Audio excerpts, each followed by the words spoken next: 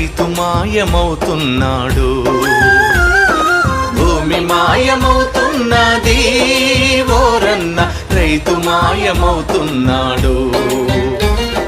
పరిశ్రమల పేరిట, ఫ్యాక్టరీల పేరిట, ఆధునికత పేరిట, అభివృద్ధి పేరిట పొలము గుండె తొలుచుకొని పొగగొట్టాలొస్తున్నా.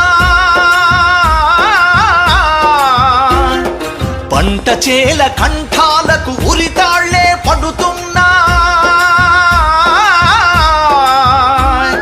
నేలని గంటువులోన గతకాలపు వైభవంల రైతు అనే పదమొకటి నిక్షిప్తం అవుతున్నది.